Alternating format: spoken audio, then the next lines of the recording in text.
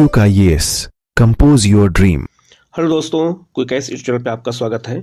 NCERT science class 10th chapter number 4 आज हम लोग देखेंगे। कार्बन और उसके यौगिक कौन कौन से होते हैं, कौन कौन से कार्बन के कंपाउंड्स होते हैं। यहाँ से क्वेश्चन हमेशा पूछे जाते हैं, चाहे बीपीएससी हो, चाहे यूपीपीसीएस हो, चाहे यूपीएससी हो। तो ये बहुत इंपॉर्टेंट चैप्टर है, इसको पूरा देखिएगा। कहीं कोई डाउट हो तो आप कमेंट करके पूछिएगा, उसका जवाब आपको दिया जाएगा। आप लोग चैनल को सब्सक्राइब कर लीजिएगा, बेल आइकन को प्रेस कर लीजिएगा, जिससे इस तरह क्लास आपको लगातार मिलती रहे। हम लोग शुरू करते हैं सीधे लेसन की ओर।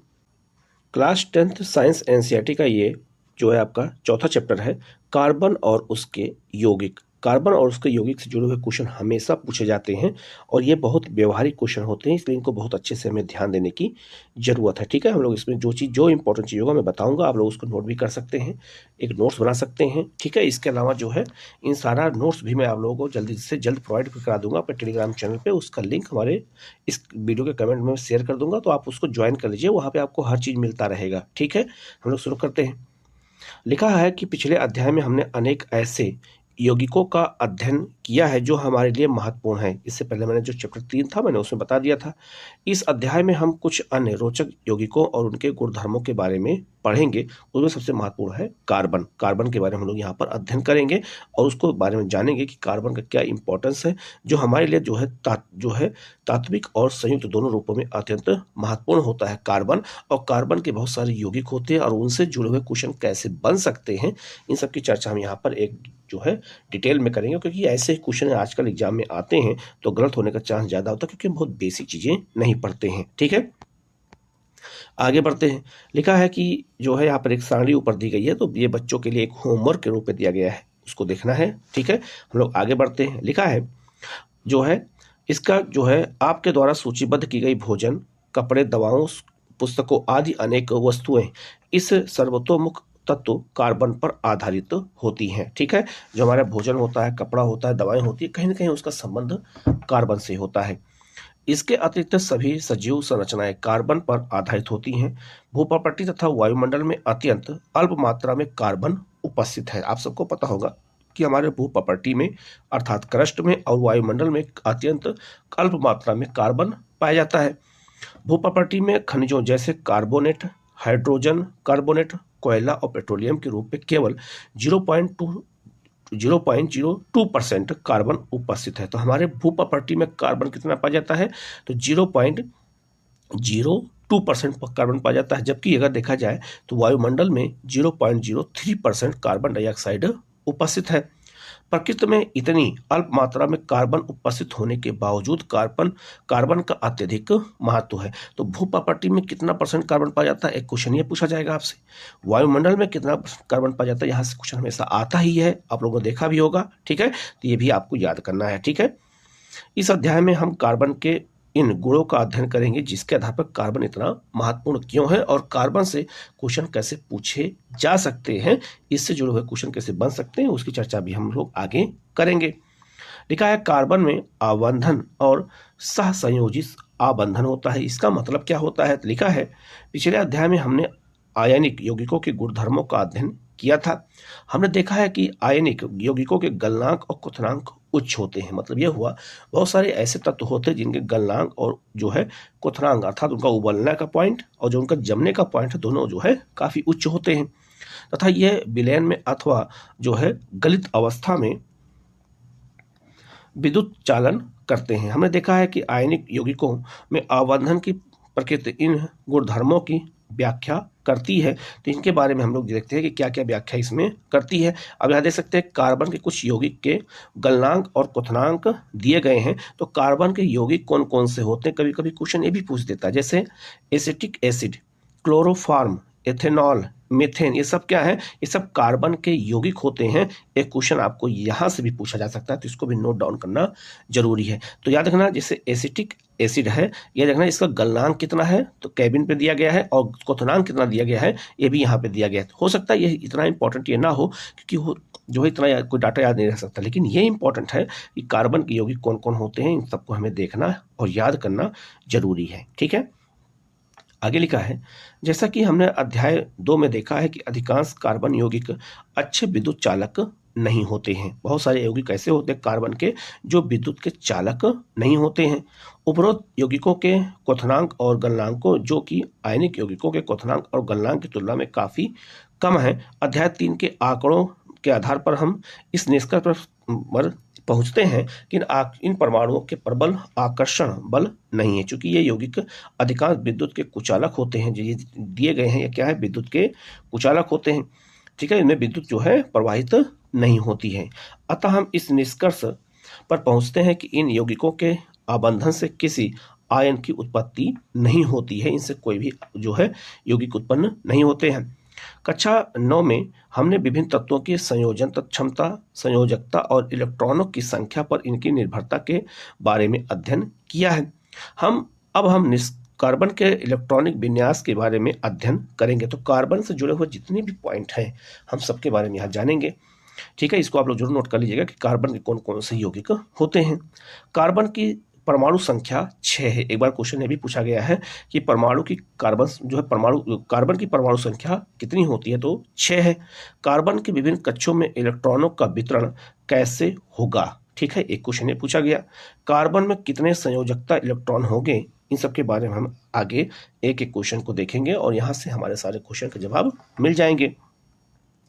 लिखा है, हम जानते हैं कि बाहरी कोश को पूरी तरह से भर देने अथवा उत्कृष्ट गैस विन्यास को प्राप्त करने की प्रवृत्ति के आधार पर तत्वों की अभिक्रियाशीलता समझाई जाती है। ठीक है, ये भी पता होगा कि दो उत्कृष्ट गैसें होती हैं जिन्हें हम कहते हैं, जो नोबल गैस कहते हैं, जिनमें जो है क्या कहते हैं, अभिक्रिया बहुत कम क्षमता हो, जैसे हीलियम हो गया। ठीक है, आयनिक यौगिक बनाने वाले तत्व सबसे बाहरी कोश से इलेक्ट्रॉन प्राप्त करके या उनका ह्रास करके इसे प्राप्त करते हैं। कार्बन के सबसे बाहरी कोश में 4 इलेक्ट्रॉन होते हैं। कार्बन के जो बाहरी कोश होता है उसमें 4 इलेक्ट्रॉन होते हैं तथा उत्कृष्ट गैस विन्यास को प्राप्त करने के लिए इनको 4 इलेक्ट्रॉन प्राप्त करने या खोने की आवश्यकता होती है।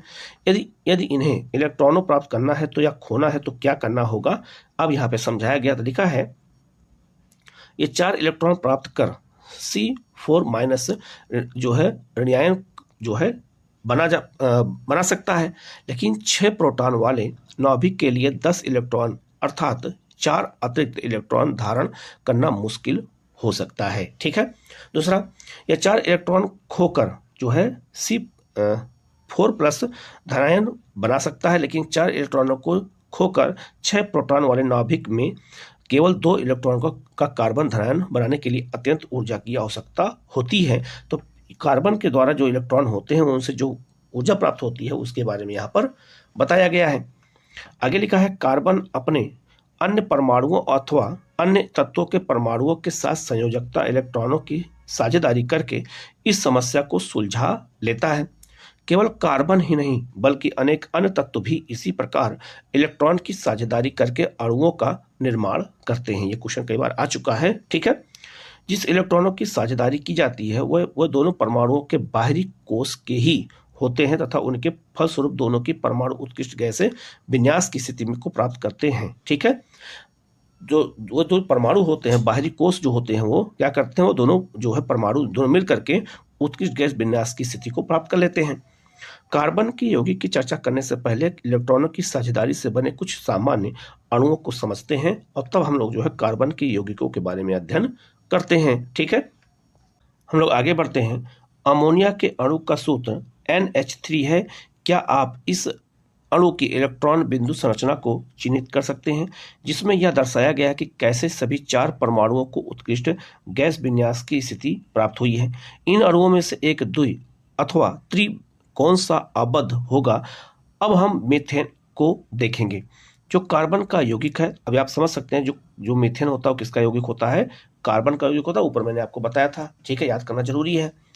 ईंधन के रूप में मीथेन का अधिकाधिक उपयोग होता है। आप सबको पता होगा जो गैस हमारे यहाँ LPG आती है उनमें सबसे प्रमुख गैस कौन होती है, मीथेन होती है तथा यह बायोगैस और जो है संपीड़ित प्राकृतिक गैस CNG का प्रमुख घटक भी होता है। ठीक है, तो बायोगैस जो गोबर गैस होती है उसको बायोगैस भी कहते हैं, तो उसमें भी सबसे ज्यादा मीथेन पाई जाती है। ठीक है, इसके अलावा जो है CNG का यह प्रमुख घटक भी होता है। यह कार्बन के सर्वाधिक सरल यौगिकों में से एक है। मीथेन का सूत्र है CH4 है। जैसा कि आप जानते हैं कि हाइड्रोजन की संयोजकता 1 है और कार्बन तंतु जो है चतु संयोजक है, क्योंकि इसमें 4 संयोजकता इलेक्ट्रॉन होते हैं। उत्कृष्ट गैस विन्यास की स्थिति को प्राप्त करने के लिए कार्बन इन इलेक्ट्रॉनों की साझेदारी हाइड्रोजन के 4 परमाणुओं के साथ करता है। ठीक है, अब जो करता है इसी चीज को यहाँ पर दिखाया गया है कि मीथेन की इलेक्ट्रॉनिक बिंदु संरचना कैसी है, उसी चीज के बारे में यहाँ पर बताया गया है। ठीक है, आगे बढ़ते हैं। लिखा है, इस प्रकार दो परमाणुओं के बीच इलेक्ट्रॉन के एक युग्म की साझेदारी के द्वारा बनने वाले आबद्ध सहसंयोजी आबद्ध कहलाते हैं।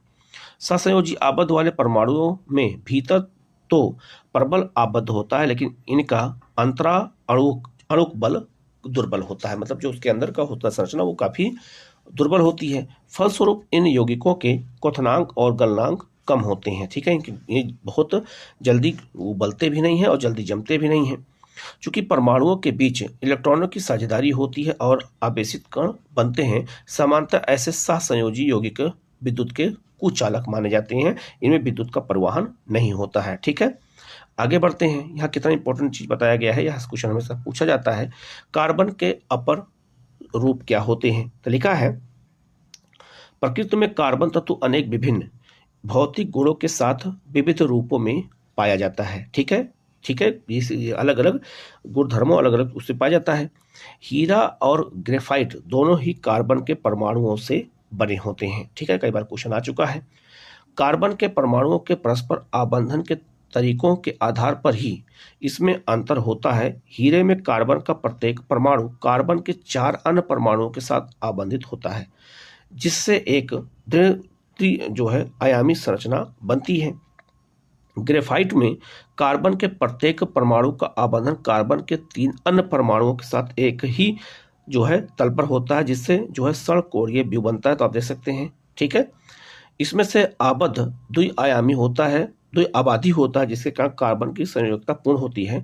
ग्रेफाइट की संरचना में जो है सड़कोणीय तल एक दूसरे के ऊपर व्यवस्थित होते हैं। अब आप सबको यहाँ पर एग्जाम्पल में देख सकते हैं। ठीक है, आप देख सकते हैं कि हीरे की संरचना कैसे होती है ये बताया गया है, जो है ग्रेफाइट की संरचना कैसे होती है बताया गया है, और इसको पेंसिल में यूज किया जाता है। तो एक बच्चे को पेंसिल से लिखते हुए यहाँ पे दिखाया गया है, और यहाँ हीरा को जो है एक रिंग में दिखाया गया है।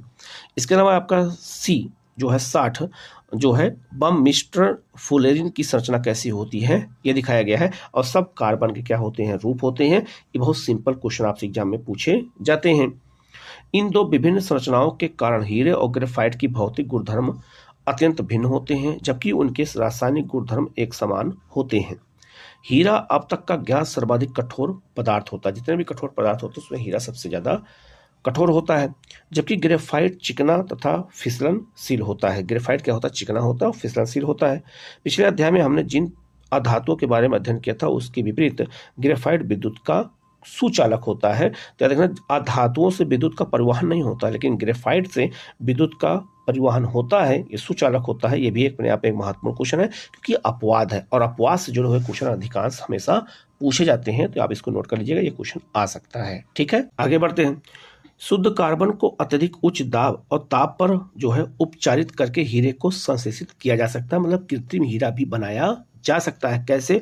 उच्च दाब और अत्यधिक तापमान पर। ठीक है, उसी चीज को यहाँ पर बताया गया है। ठीक है, जो है फ्लोरीन भी कार्बन का अपर स्वरूप होता है। तो देखना, जो फ्लोरीन होता है वो भी कार्बन का ही एक रूप होता है।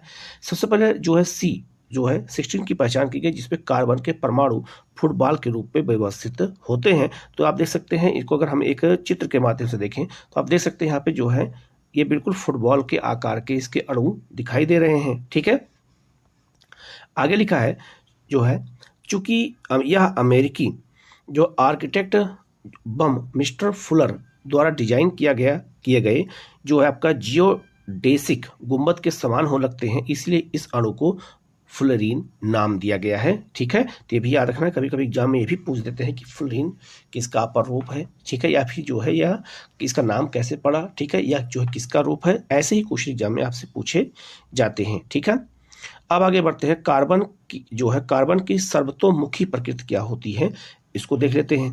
तो लिखा है विभिन्न तत्वों और यौगिकों में हमने इलेक्ट्रॉनों की साझेदारी द्वारा सहसंयोजी आबद्ध का निर्माण देखा। हमने सरल कार्बन यौगिक मीथेन की संरचना भी देखी। अध्याय के आरंभ में हमने देखा है कि कितनी वस्तुओं में कार्बन पाया जाता है, भी मैंने बताया था। वस्तुतः हम स्वयं भी कार्बन के यौगिकों से बने होते हैं। जो हमारा जो चमड़ा होता है वो भी कार्बन का ही बना होता है। जो हमारी हड्डी होती है वो भी कार्बन की बनी होती है। तो जो हड्डी होती है वो कार्बन 14 की बनी होती है और जो हमारे चमड़े होते हैं वो कार्बन 12 के बने होते हैं। ठीक है। हाल ही में रसायन शास्त्रियों द्वारा जो है सूत्र सहित ज्ञात कार्बन यौगिकों की गणना की गई, जो लगभग कई मिलियन आंकी गई है। अन्य सभी तत्वों के यौगिकों को एक साथ रखने पर भी इनकी संख्या उन सबसे कहीं अधिक है। ऐसा क्यों है? यह गुणधर्म के केवल कार्बन में ही मिलता है, किसी और तत्व में नहीं पाया जाता है। ठीक है। सहसंयोजी जो है बंध की प्रकृति के कारण कार्बन में बड़ी संख्या में यौगिक बनने की क्षमता होती है। कार्बन में दो कारक देखे गए हैं। कौन कौन से? तो कार्बन में दो कारक कौन कौन से हैं? पहला है आपका है कार्बन में कार्बन के ही अन्य परमाणुओं के साथ आबद्ध बनाने की अद्वितीय क्षमता होती है। किसमें? कार्बन में, जिससे बड़ी संख्या में अणु बनते हैं। ठीक है। इन अणुओं को जो है संकलन जो है कहते हैं। इन यौगिकों में कार्बन की लंबी श्रृंखला, कार्बन की विभिन्न शाखाओं वाली श्रृंखला अथवा वलय में व्यवस्थित कार्बन भी पाए जाते हैं। साथ ही कार्बन के परमाणु एक, द्वि तथा अथवा त्रि-आबद्ध से जुड़े होते हैं। जो कार्बन के जो परमाणु होते हैं वो एक से जुड़े होते हैं, दो और तीन से जुड़े हो सकते हैं। कार्बन परमाणुओं के बीच केवल एक आबद्ध से जुड़े कार्बन के यौगिक संतृप्त यौगिक कहलाते हैं। द्वि अथवा त्रि-आबद्ध वाले कार्बन के यौगिक असंतृप्त यौगिक कहलाते हैं। ये भी क्वेश्चन एग्जाम में आ चुका है। यूपीपीसीएस में, बीपीएससी दोनों पूछा गया था कि संतृप्त यौगिक किसे कहते हैं और असंतृप्त यौगिक किसे कहते हैं। तो संतृप्त यौगिक उसे कहते हैं जिनमें एक जो है क्या होते हैं, परमाणु संख्या होती है।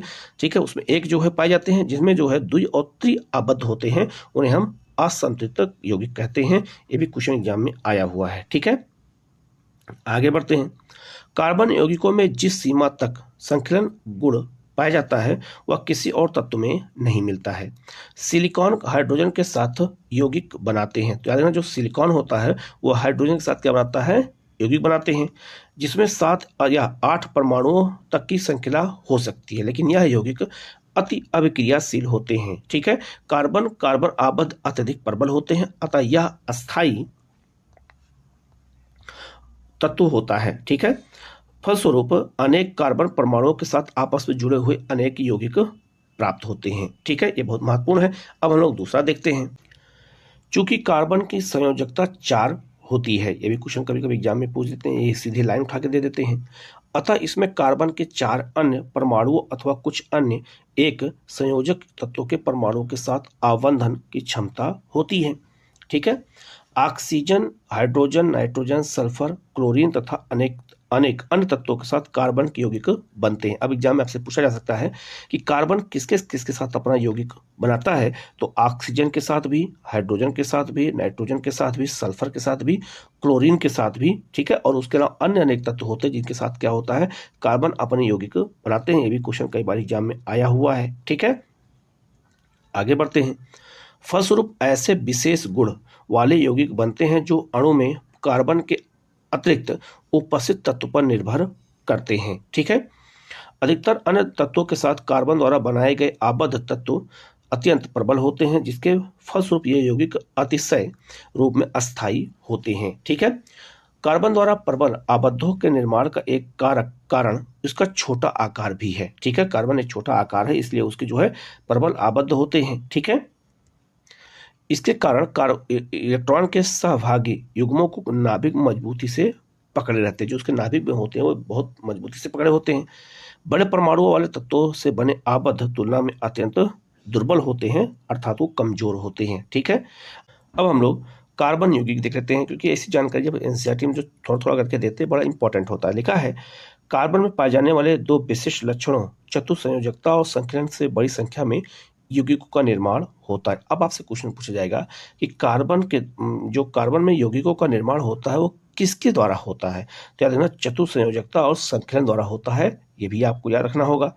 अनेक यौगिकों के अकार्बनिक परमाणु अथवा परमाणु के समूह विभिन्न कार्बन श्रृंखलाओं से जुड़े होते हैं। मूल रूप से इन यौगिकों को प्राकृतिक पदार्थों से प्राप्त किया गया था तथा यह समझा गया है कि ये कार्बन यौगिक अथवा कार्बनिक यौगिक केवल जो है सजीवों में ही निर्मित हो सकते हैं। ये भी बहुत महत्वपूर्ण है। अर्थात यह माना गया है कि संश्लेषण के लिए एक जीवन शक्ति आवश्यक थी। 1828 में फ्रेडरिक जो है आपका बोहलर ने अमोनियम जो है साइलेट से यूरिया बनाकर के इसे असत्य प्रमाणित किया, लेकिन कार्बाइड, कार्बोनेट और बाइकार्बोनेट जो है लवणों साल्ट के अतिरिक्त सभी इस कार्बन यौगिकों का अध्ययन अभी भी कार्बनिक रसायन के अंतर्गत होता है। ये भी जानकारी हमें जरूरी है। कभी कभी एग्जाम में ऐसे भी क्वेश्चन एग्जाम में आपसे पूछे जाते हैं। ठीक है, कार्बन यौगिकों के रासायनिक गुणधर्म क्या होते हैं, यहाँ से भी क्वेश्चन पूछा जाता है। इस भाग में हम कार्बन यौगिकों के कुछ रासायनिक गुणधर्मों का अध्ययन करेंगे। चूंकि हमारे द्वारा उपयोग में लाए जाने वाले अधिकांश ईंधन कार्बन अथवा उसकी यौगिक होते हैं। जितने भी ईंधन होते हैं अधिकांश वो सब कार्बन की यौगिक या जो है कार्बन होते हैं। अतः सर्वप्रथम हम दहन के विषय में पढ़ेंगे। दहन क्या होता है, जो है आपने सभी जो है अपर रूपों में कार्बन ऑक्सीजन में दहन करके ऊष्मा और प्रकाश के साथ कार्बन डाइऑक्साइड देता है। ठीक है, दहन के द्वारा। ठीक है, दहन का अधिकांश कार्बन यौगिक भी प्रचुर मात्रा में ऊष्मा और प्रकाश को मुक्त करते हैं। ठीक है, तो देखना उसमें जब हम कार्बन को ऑक्सीजन में दहन करते हैं तो उससे ऊष्मा और प्रकाश उत्पन्न होता है। उसी चीज को यहाँ पर दिखाया गया। तो ऊष्मा और प्रकाश जो उत्पन्न होता है वो भी एक तरह का जो कार्बन होता है वो ईंधन के रूप में काम करता है जब हम दहन के द्वारा उसको उपयोग में लाते हैं। ठीक है, उसी चीज को यहाँ पर बताया गया है। ठीक है, आगे बढ़ते हैं। संतृप्त हाइड्रोकार्बन से सामान्यतः स्वच्छ ज्वाला निकलेगी। ठीक है, जबकि असंतृप्त कार्बन यौगिकों से अत्यधिक काले धुएं वाली जो है पीली ज्वाला निकलेगी। जब वो जलता है तो उससे जो ज्वाला निकलती है उसके रंग बदल जाते हैं। इसके परिणाम स्वरूप जो है आपको देखेंगे तो जो ऊपर क्रियाकलाप किया गया है उसमें धातु की तस्करी पर जो कजली निक्षेपण हुआ है, मतलब जो उस पर कालिक निकल जाती है वो जो है यहाँ पे गिर गई है। लेकिन वायु की आपूर्ति को सीमित कर देने से अपूर्ण दहन होने पर संतृप्त हाइड्रोकार्बन से भी कजली ज्वाला निकलेगी। कजली मतलब होता करखा जो को होता है उसको निकलेगा। ठीक है, क्यों? क्योंकि जो है याद रखना जब पूर्ण रूप से दहन नहीं होता किसी चीज का तो उसमें जो है कालिख निकलती है। ठीक है, और जब जल जाएगा तो कालिख नहीं निकलेगी। उसी चीज को यहाँ पे बताया गया है। घर में उपयोग लाई जाने वाली गैस अथवा केरोसिन के स्टोव पे वायु के लिए एक छिद्र होते हैं उसमें, इसलिए वायु का बहुत बड़ा इंपॉर्टेंस है। अगर वायु की आपूर्ति नहीं होती है तो दहन जो है पूर्ण तरह से नहीं होता है, कोई भी ईंधन सही तरीके से नहीं जलता है। ठीक है, जिसे पर्याप्त मात्रा में ऑक्सीजन समृद्ध मिश्रण जलकर स्वच्छ नीली ज्वाला देता है। ठीक है, ऐसा आप लोग देखा होगा जब हम स्टोव केरोसिन जलाते हैं तो उसमें नीली ज्वाला निकलती है। नीली ज्वाला क्यों निकलती है स्टोव पे, आप कभी जला के देखेंगे तो वो ऑक्सीजन की वजह से ऐसा होता है। ठीक है, यदि कभी बर्तनों के जो है तले काले होते हुए दिखाई दे तो इसका अर्थ होगा कि वायु छिद्र अवरुद्ध है तथा ईंधन का जो है व्यर्थ व्यय हो रहा है। अगर याद रखना वहां अगर वायु उपस्थित नहीं है तो याद रखना कोई भी जो है चीज होगा वो जलेगा नहीं कार्बन का, और उससे जो है नुकसान होना तय है और जो है ईंधन का अपव्यय होगा। कोयला तथा पेट्रोलियम जैसे ईंधनों में कुछ मात्रा में नाइट्रोजन तथा सल्फर होती है। इसके दहन के फलस्वरूप सल्फर और नाइट्रोजन के ऑक्साइड का निर्माण होता है जो पर्यावरण में प्रमुख प्रदूषक होते हैं। तो सल्फर डाइऑक्साइड और नाइट्रोजन के ऑक्साइड का जो निर्माण होता है वो किससे होता है, कोयला और पेट्रोलियम के। तो जहाँ पे पेट्रोलियम के रिफाइनरी होते हैं वहाँ पे सल्फर डाइऑक्साइड निकलता है और जहाँ कोयला जलता है वहाँ पे नाइट्रोजन ऑक्साइड इसीलिए निकलता है। इसलिए इसको समझना बहुत जरूरी है। कितनी इंपॉर्टेंट चीज यहाँ पर बताई गई है। ठीक है, आगे यहाँ लिखा है क्यों जलते हुए पदार्थ ज्वाला उत्पन्न करते हैं अथवा नहीं करते हैं। देखा होगा कोई चीज जब पदार्थ जलता है तो कभी कभी ज्वाला उत्पन्न होती है, कभी कभी ज्वाला उत्पन्न नहीं होती है। तो क्यों ऐसा होता है? ठीक है, तो लिखा है क्या आपने कभी कोयले अथवा लकड़ी की अग्नि को देखा है? यदि नहीं तो अगली बार जब भी अवसर मिले तो आप ध्यान से देखिए। लकड़ी तथा कोयले का जलना आरंभ होने पर क्या होता है। आपने देखा कि एक मोमबत्ती या गैस स्टोव की एलपीजी जलते समय ज्वाला उत्पन्न करती है। यद्यपि आप देखेंगे कि अंगीठी में जलने वाला कोयला या तारकोल कभी कभी लाल रंग के समान जो है उज्ज्वल होता है तथा बिना ज्वाला के ऊष्मा देता है। तो जो कोयला जल जाता है देखा होगा बिल्कुल एकदम लाल दिखता है और उसमें जो है ज्वाला नहीं होती है। ऐसा इसलिए होता है क्योंकि केवल गैसीय पदार्थों के जलने से ही ज्वाला उत्पन्न होती है। तो कोयला क्या है? तारकोल क्या है, ठोस है, तो उससे ज्वाला उत्पन्न नहीं होगी। अब यहाँ एक चीज आपको समझ में आ गया होगा कि जो गैसीय पदार्थ होगा उसी से ज्वाला उत्पन्न हो सकती है, ठोस से ज्वाला उत्पन्न नहीं हो सकती है। ठीक है। लकड़ी या तारकोल जलाने पर उपस्थित वाष्पशील पदार्थ वाष्पीकृत हो जाते हैं तथा आरंभ में ज्वाला के साथ जलते हैं। तो जब लकड़ी को हम शुरू में जलाते हैं तो देखा होगा बहुत ज्वाला निकलती है, लेकिन जब लकड़ी जल जाती है तो उसमें ज्वाला नहीं निकलती, लेकिन गैसों में ऐसा नहीं होता है। गैसीय पदार्थों के परमाणुओं को ताप देने पर एक दीप ज्वाला दिखाई देती है तथा उज्ज्वल होना आरंभ करती है। प्रत्येक तत्व के द्वारा उत्पन्न रंग उस तत्व का अभिलक्षणी गुण होता है। गैस स्टोव की ज्वाला में तांबे के तार को जलाने का प्रयास कीजिए तथा इसके रंग का क्षेपण कीजिए। आपने देखा कि अपूर्ण दहन से जो है कज्जल उत्पन्न होती है, मतलब करखा उत्पन्न होता है, जो कार्बन होता है, जो जिसमें जो कालिख निकलती है वो क्या होती है, कार्बन होता है। इसके आधार पर आप मोमबत्ती की पीले रंग की ज्वाला का क्या कारण बताएंगे, वो भी इसी तरह से वायु से जुड़ा होता है। तो कार्बन कैसे उत्पन्न होता है उसी चीज को यहाँ बताया गया है। ठीक है। इसलिए कोयला को, पेट्रोलियम जो है, इनको हम जीवाश्म ईंधन मानते हैं और इससे पर्यावरण प्रदूषण हो रहा है तेजी से। ठीक है। अब हम लोग कोयला तथा पेट्रोलियम का निर्माण कैसे होता है।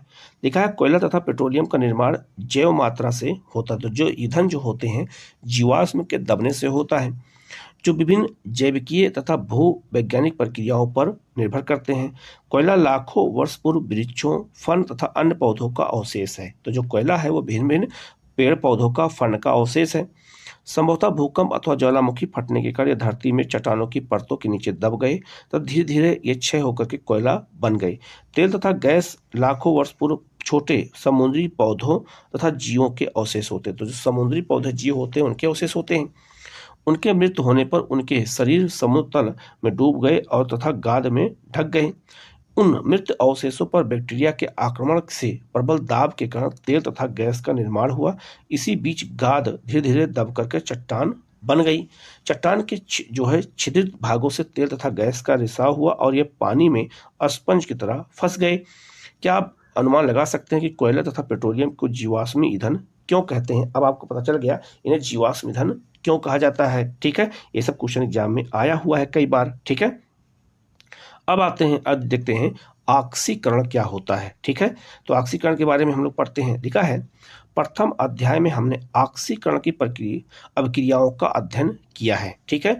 दहन करने पर कार्बन यौगिकों को जो है सरलता से ऑक्सीकृत किया जा सकता है।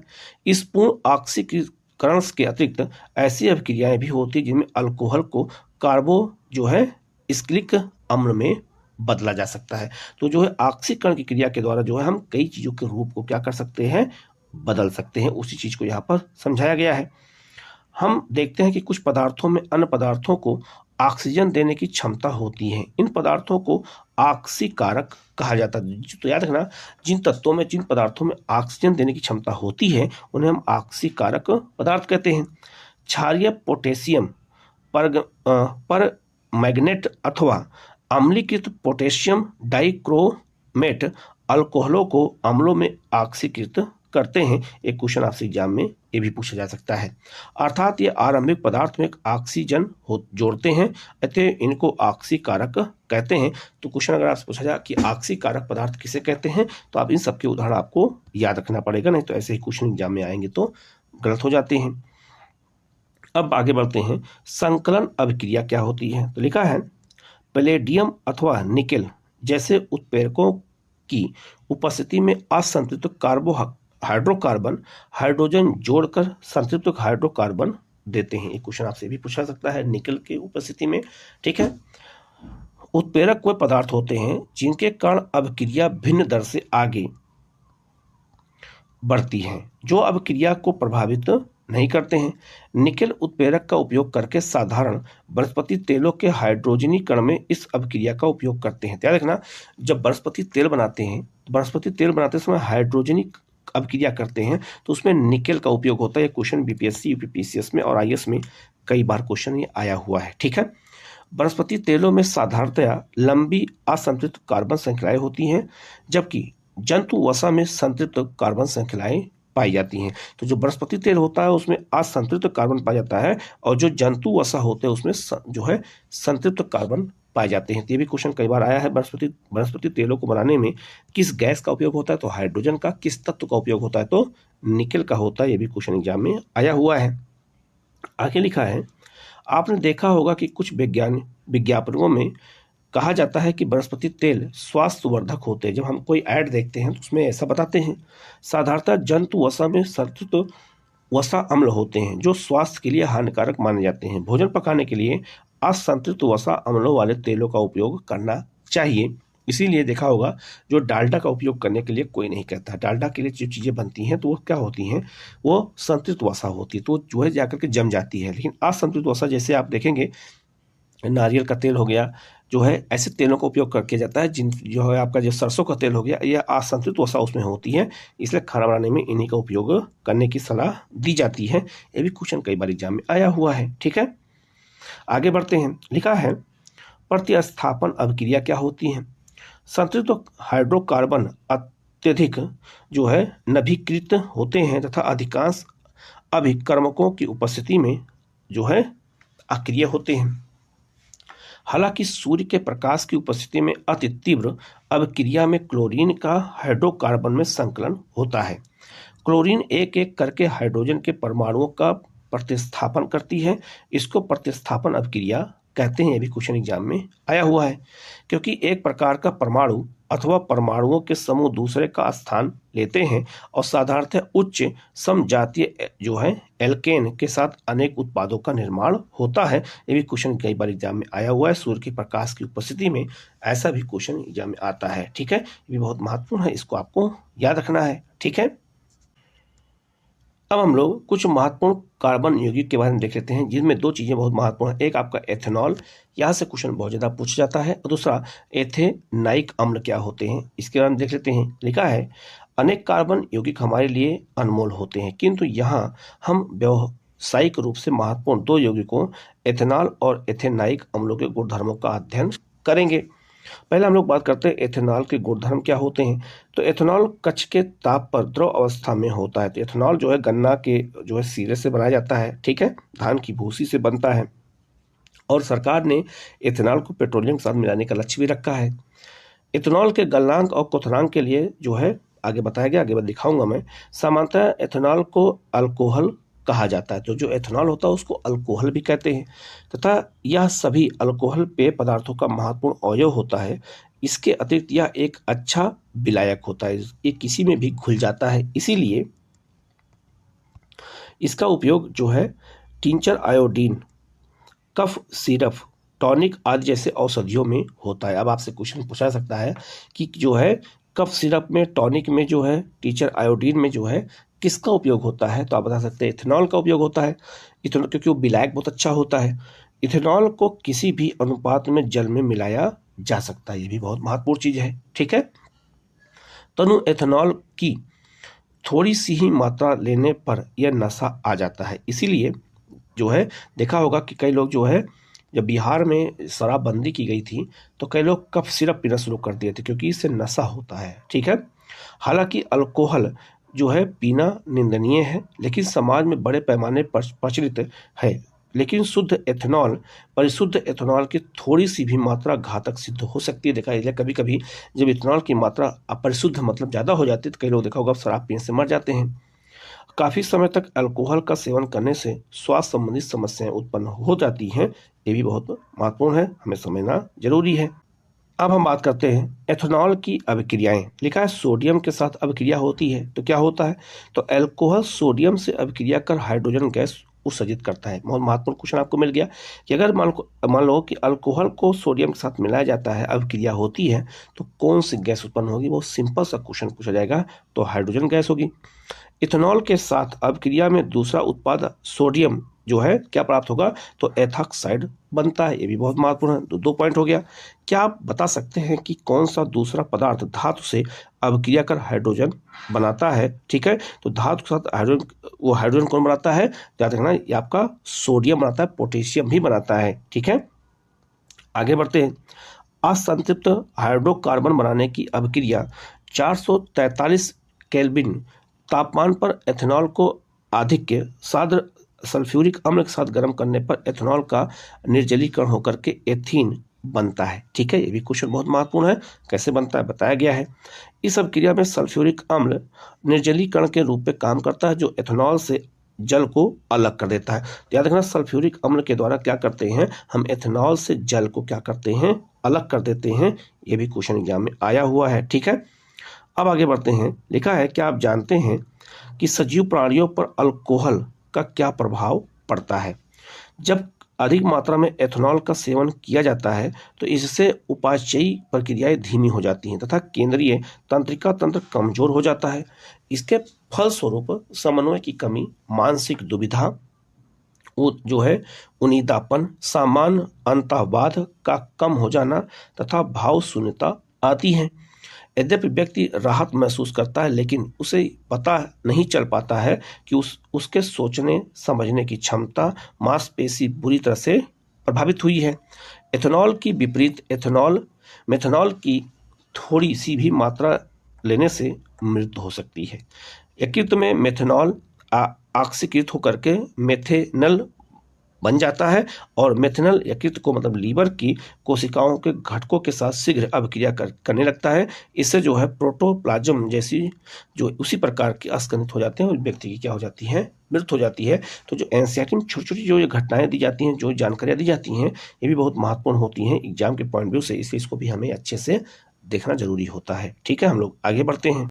आगे लिखा है, जिस प्रकार पकाने पर अंडा जो है क्या हो जाता है, अस्खलित हो जाता है, मुलायम हो जाता है, मेथेनल जो है चक्षुत तंत्रिकाओं को भी प्रभावित करता है, जिससे व्यक्ति अंधा हो सकता है। एथेनॉल एक महत्वपूर्ण औद्योगिक विलायक है। औद्योगिक उपयोग के लिए एथेनॉल जो है, तैयार एथेनॉल का दुरुपयोग रोकने के लिए इसमें मेथेनॉल जैसी जहरीले पदार्थ मिला दिया जाता है, जिससे इसका इस्तेमाल लोग ना कर सकें।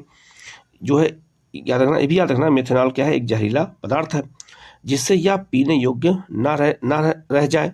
अल्कोहल की पहचान करने के लिए इसमें रंजक मिला करके इसका रंग नीला बना दिया जाता है। इसे विकृत अल्कोहल कहा जाता है। ठीक है, ये भी अपने आप में बहुत महत्वपूर्ण चीज था। ठीक है, अब आगे बढ़ते हैं। ईंधन के रूप में अल्कोहल क्या होता है, इसका ईंधन के रूप में इस्तेमाल करते हैं। तो गन्ना सूर्य के प्रकाश को रासायनिक ऊर्जा में बदलने में सर्वाधिक सक्षम होता है। कौन? गन्ना। अब एक क्वेश्चन आपको यहाँ से मिल गया।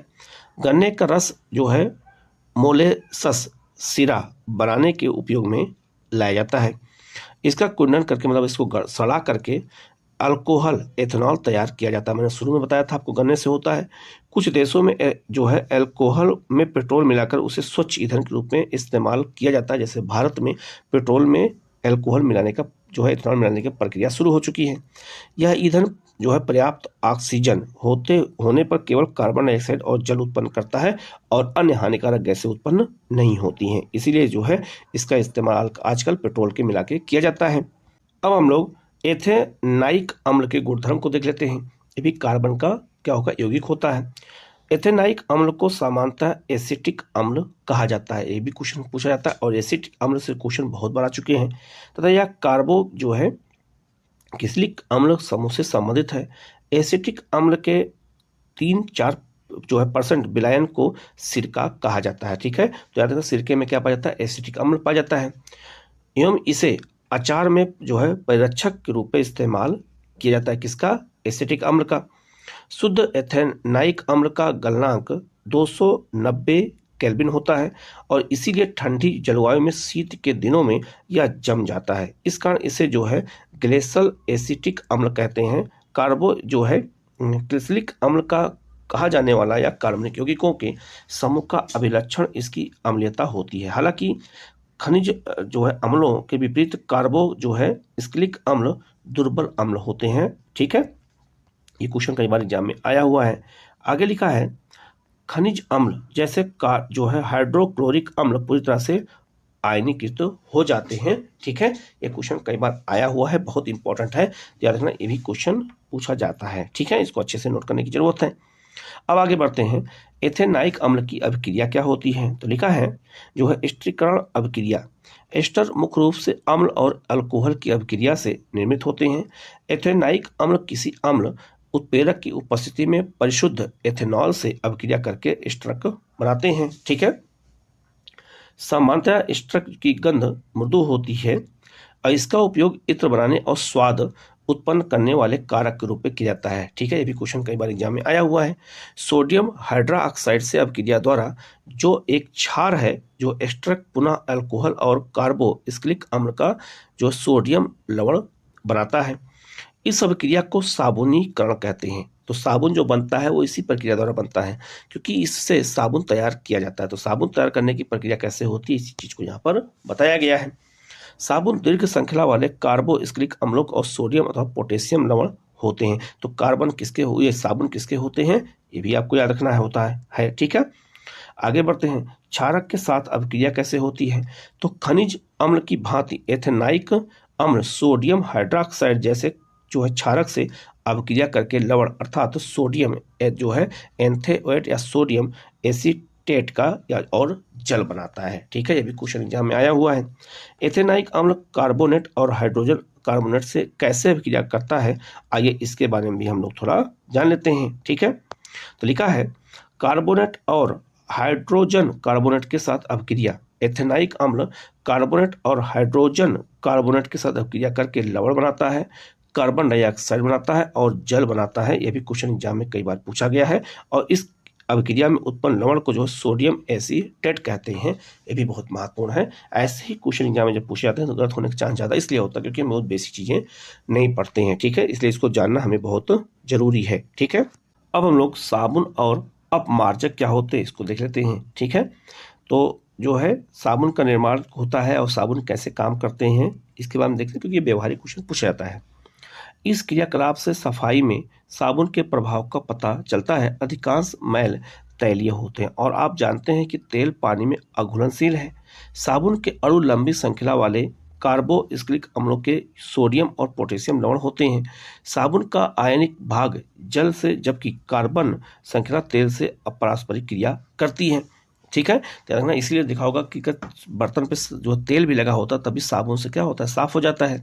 इस प्रकार साबुन के अणु जो है मिसेली संरचना तैयार करते हैं तथा अणु का एक सिरा तेल कण की ओर और जबकि आयनिक सिरा जो होता है दूसरा सिरा बाहर की ओर होता है। इससे पानी में इम्लेंस बनता है और इस प्रकार साबुन का जो है आपका मिसेल मैल को पानी बाहर निकालने में मदद करता है और हमारे कपड़े साफ हो जाते हैं। ठीक है, तो कपड़े कैसे साफ होते हैं इस चीज को बताया गया है। क्या आप जो है मिसल की संरचना बता सकते हैं जो साबुन को हाइड्रोकार्बन में घोलने से बनता है, इसी चीज को जो है यहाँ पर बताया गया है। अब मिसल क्या है, तो लिखा है साबुन के अणु ऐसे होते हैं जिनके दोनों सिरों के विभिन्न गुणधर्म होते हैं। देखना, जो साबुन होता है उसके दोनों सिरों के गुणधर्म अलग अलग होते हैं। ठीक है, कैसे, लिखा है जल में विलय एक सिरे को जो है जल रागी कहते हैं तथा हाइड्रोकार्बन में विलय दूसरे सिरे को जल विरागी कहते हैं। साबुन के एक सिरे को जल रागी कहते हैं क्योंकि उससे जल जो है जल में विलय हो जाता है और दूसरा नहीं होता है, लेकिन ये चीजें सबको पता नहीं होती हैं। जब साबुन जल की सतह पर होता है तब उसके अणु अपने को इस प्रकार व्यवस्थित कर लेते हैं कि इसका आयनिक सिरा जल के अंदर होता है। ठीक है, अब देख सकते हैं इसी चीज को यहाँ पर समझाया गया है अलग अलग उसके द्वारा। लिखा है जबकि हाइड्रोकार्बन पुच्छ दूसरा छोर जल के बाहर होता है और जल के अंदर इन अणुओं की एक विशेष व्यवस्था होती है जिससे इसका हाइड्रोकार्बन सिरा जल के बाहर बना होता है। ऐसा अणुओं का बड़ा जो है गुच्छा बनाने से के कारण होता है। ठीक है, जिससे जल विरागी पुच्छ जो है गुच्छे के आंतरिक हिस्से में होती है जबकि उसका आयनिक सिरा गुच्छे की सतह पर होता है। इस संरचना को मिसल कहते हैं और मिसल के रूप में साबुन स्वच्छ रूप में सक्षम होता है क्योंकि तैलीय मैल मिसल के केंद्र में एकत्र हो जाती है और मिसल विलय में जो है क्लोराइड के रूप में बने रहते हैं। अब आप देख सकते हैं, ठीक है, तो तेल जो आप देख सकते हैं तेल यहाँ क्या होता है, केंद्र में जाकर के जमा हो जाता है। ठीक है, यहाँ पर आपको मैप के माध्यम से, ये आपको चित्र के माध्यम से समझाया गया। देखो तेल की बूंदें यहाँ पर आकर क्या हो गई हैं, बीच में आकर के इकट्ठा हो गई हैं, इसी चीज को वहां पर बताया गया है। ठीक है, आगे लिखा है तथा आयन जो है विकर्षण के कारण वे अवक्षेपित नहीं होते हैं। इस प्रकार मतलब अवक्षेपित मतलब वो बाहर नहीं जा पाते हैं। इस प्रकार मिश्रण में तैरते मैल आसानी से हटाए जा सकते हैं। साबुन के मिश्रण प्रकाश को प्रकीर्ण कर सकते हैं। यही कारण है साबुन का घोल बादल जैसा लगता है, तो उसमें प्रकीर्ण की प्रक्रिया होती है और कई रंग बिरंगे और बादल जैसे वो लगते हैं जो जिसे हम फेना कहते हैं। ठीक है, उसी चीज को यहाँ पर बताया गया है। ठीक है, आगे बढ़ते हैं। आगे लिखा है, क्या आपने कभी स्नान करते समय अनुभव किया है कि झाग मुश्किल से बन रहा है और जल से शरीर धो लेने के बाद भी कुछ अघुलनशील पदार्थ जो है जमा रहता? कभी कभी ऐसा होता है। ऐसा इसलिए होता है क्योंकि साबुन कठोर जल में उपस्थित कैल्शियम और मैग्नीशियम लवणों की अभिक्रिया करता है। ऐसे में आपको अधिक मात्रा में साबुन का उपयोग करना पड़ता है, क्योंकि उससे जो है झाग नहीं निकलता है, क्योंकि उसमें जो है कैल्शियम और मैग्नीशियम के लवण पाए जाते हैं। एक अन्य प्रकार के यौगिक यानी अपमार्जक का उपयोग कर इस समस्या को निपटाया जा सकता है। अपमार्जक सामान्यतः लंबी कार्बन श्रृंखला वाले सल्फोनिक अम्ल लवण अथवा लंबी कार्बन श्रृंखला वाले अमोनियम लवण होते हैं, जो क्लोराइड और जो है ब्रोमाइड आयनों के साथ बनते हैं। ये भी क्वेश्चन एग्जाम में आया हुआ है। इन यौगिकों का जो है आवेशित सिरा कठोर जल में उपस्थित कैल्शियम और मैग्नीशियम आयनों के साथ अघुलनशील पदार्थ नहीं बनाते हैं। इस प्रकार जब जो है कठोर जल में भी प्रभावी बने रहते हैं। ध्यान रखना, एक मृदु जल होता है, कठोर जल होता है। जब कठोर जल होता है तो उसमें साबुन काम नहीं करता है। ये भी क्वेश्चन आया हुआ है। सामान्यतः अपमार्जकों का उपयोग शैम्पू और कपड़े धोने के उत्पादन जो है बनाने में किया जाता है। ठीक है, इसीलिए जो है किया जाता है क्योंकि कठोर जल ना होने पाए और कैल्शियम और मैग्नीशियम के लवण उसमें हटा दिए जाएं। ठीक है, ये बहुत महत्वपूर्ण है, इसको याद रखने की जरूरत है। इस अध्याय में हमने क्या क्या सीखा? कार्बन एक जो है मुख्य तत्व है जो सभी जीवों और हमारे उपयोग में आने वाले वस्तुओं का ये आधार होता है। ठीक है, हमारे शरीर में भी कार्बन पाया जाता है। कार्बन की चतुस्संयोजकता और श्रृंखला प्रकृति के कारण कई अन्य यौगिक बनते हैं, भी कुछ मैंने बताया था। अपने अपने बाहरी कोषों को पूर्ण रूप से भरने के लिए दो परमाणुओं के बीच इलेक्ट्रॉनों की साझेदारी से सहसंयोजक आबद्ध बनता है। कार्बन अपने या दूसरे तत्वों जैसे हाइड्रोजन, ऑक्सीजन, सल्फर, नाइट्रोजन और क्लोरीन के साथ सहसंयोजक आबद्ध बनाते हैं। ये भी क्वेश्चन एग्जाम में कई बार पूछा गया है।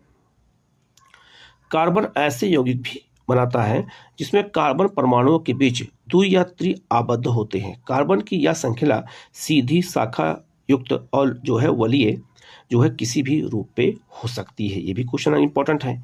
कार्बन की श्रृंखला बनाने की क्षमता के कारण यौगिकों की एक जो है समजातीय श्रेणी उत्पन्न होती है, जिसमें विभिन्न लंबाई वाली कार्बन श्रृंखला से समान अप्रक्रियात्मक समूह जुड़ जाता है। ठीक है, अल्कोहल जो है एल्डिहाइड और जो है कीटोन और कार्बो जो है स्टियरिक अम्ल जैसे समूह कार्बन यौगिकों का अभिलक्षणी गुण प्रदान करते हैं। और कार्बन तथा उसके यौगिक हमारे ईंधन के प्रमुख स्रोत भी होते हैं, भी मैंने बताया था। कार्बन यौगिक एथेनॉल और जो है एथेनाइक अम्ल का हमारे दैनिक जीवन में काफी उपयोग होता है। जैसे मैंने बताया था, एथेनॉल का ईंधन के रूप में और एथेनाइल का जो है अचार में सिरका होता है। ठीक है, आगे लिखा है, साबुन एवं अपमार्जक की प्रक्रिया अणुओं में जलरागी और जल विरागी दोनों समूह में उपस्थित पर आधारित होते हैं। इसकी मदद से तैलीय मैल का जो है पायस बनता है और वो बाहर निकल जाते हैं। तो साबुन में जो दो सिरा होता है, एक सिरे से जो है क्या कहते हैं तेल वाले जो है गंदगी मैल बाहर होती है, एक में आपका अन्य गंदगी बाहर होती है, लेकिन ये चीज को किसी को पता होता ही नहीं है। ठीक है, तो इसमें जो इंपॉर्टेंट चीज था मैंने बता दिया। इसका क्वेश्चन आंसर मैं एक साथ कराऊंगा। आप लोग वीडियो को पूरा देखिएगा। कहीं कोई डाउट हो तो आप कमेंट करके पूछ लीजिएगा, उसका जवाब आपको दिया जाएगा। Okay, thank you.